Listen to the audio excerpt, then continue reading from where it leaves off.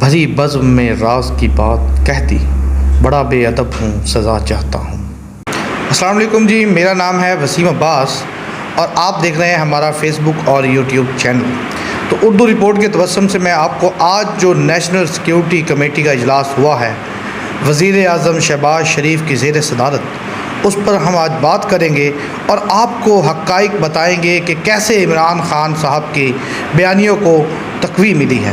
ابھی جی دوسرے national security committee کے اجلاس کی گرد بیٹھی نہیں تھی کہ اس پورے کے پورے دھمکیاں میز خط والے معاملے نے ایک نیا رخ اختیار کر لیا ہے کہ ابھی کچھ ہی دیر پہلے وزیر اعظم شہباز شریف کی زیر صدارت نیشنل سیکیورٹی کمیٹی کا اجلاس ہوا ہے، جس میں آرمی چیف بھی شامل تھے اور پاکستان کے جو امریکہ میں سابق سفیر تھے امجد وجید وہ بھی شامل تھے، جس میں اس خط کو نیشنل سیکیورٹی کمیٹی میں دکھایا گیا اور نیشنل سیکیورٹی کمیٹی کے اعلامیے میں یہ کہا گیا کہ یہ سازش نہیں بیرونی مداخلت تھی۔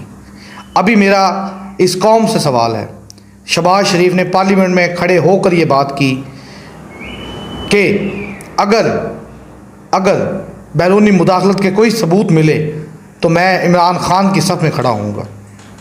ابھی میرا اس پوری قوم سے سوال ہے کہ آپ ہمیں بتائیے کہ مداخلت اور سازش میں کیا فرق ہے۔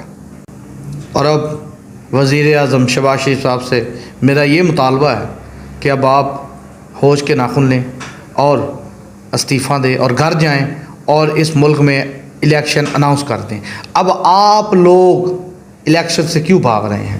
آپ کو پتہ ہے آپ کی عوام میں کتنی مقبولیت ہے، اور آپ کو یہ بھی پتہ ہے کہ عوام اس وقت عوام کا جو ایک سمندر ہے وہ کس کے ساتھ ہے۔